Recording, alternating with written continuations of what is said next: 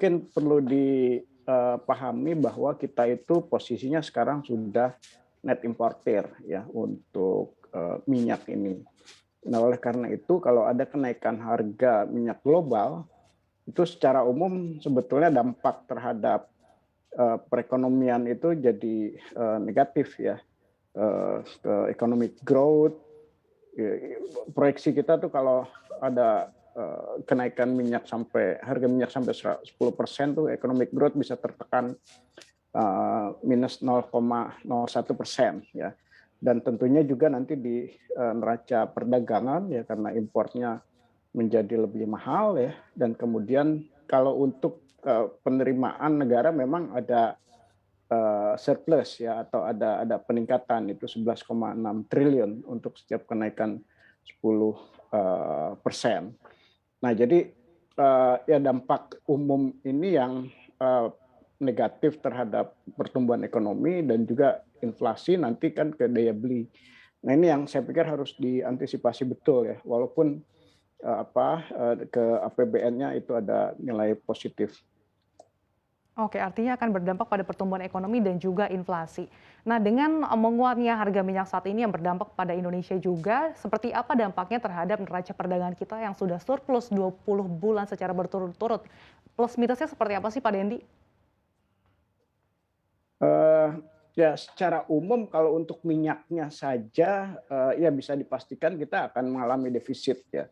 Cuma biasanya kan diikuti oleh kenaikan harga komoditas lain. Ya, batu bara, terus juga CPO ya, terus juga harga barang-barang tambang. Jadi kemungkinan besar kalau melihat lebih dari minyak ya itu dampak ke neraca perdagangannya harusnya surplus ya. Karena kita defisit di minyak tapi surplus di CPO yang pastinya akan terkerek naik dan juga di batu bara gitu. Dan ini ya tentu harus dimanfaatkan betul. Ini kan sudah terjadi juga sebetulnya di tahun 2021. Oke. Pak Dendi, sejumlah analis kan ini meyakini kalau misalkan harga minyak dunia yang menembus $110 itu akan berdampak kepada pertumbuhan ekonomi Amerika Serikat, mengurangi sebesar sekitar 1%. Nah, kalau dari segi skenario terburuk, sebetulnya apa saja sih yang perlu diantisipasi oleh Indonesia sejak dini terkait dengan lonjakan harga minyak? Yang paling penting itu adalah antisipasi terhadap inflasi ya. Kita harus bisa manage betul ya, dan memitigasi resiko kenaikan harga komoditas minyak terhadap inflasi ya. Eh, Nah, ya ini tentu harus ya banyak strateginya ya. Ya misalkan ya pengendalian harga, tapi juga yang tidak tidak membuat distorsi pasar ya, atau subsidinya naik gitu ya. Karena di lain sisi kenaikan harga komoditas itu sebetulnya bermanfaat buat ekonomi kita karena kan kita eksportir di sektor komoditas. Nah, eh, terus selanjutnya ya mempertahankan daya beli masyarakat ya. Karena kemungkinan dengan harga harga yang lebih tinggi ya daya beli mungkin agak tergerus ya, terutama untuk kelompok bawah ya. Eh, BLT atau ya, bantuan-bantuan lain yang mempertahankan daya beli masyarakat itu akan menjadi sangat strategis. Oke, apakah artinya ini juga nanti berimbas juga kepada kenaikan harga BBM dan juga kenaikan harga listrik, Pak Dendi?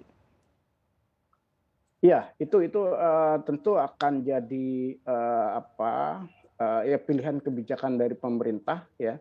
Eh, Apakah memang akan disubsidi atau harga dinaikkan ya, atau ada sebagian ya dibebankan ke BUMN ya secara nggak langsung. Itu adalah pilihan-pilihan kebijakan yang tentu harus disubsidi kan bebannya ke APBN ya. Kalau harga dilepas nanti dampak ke inflasi berarti harus ada subsidi ke masyarakat golongan bawah ya. Nah, itu harus dihitung betul manakah kebijakan yang lebih baik ya dan juga bisa mendorong proses pemulihan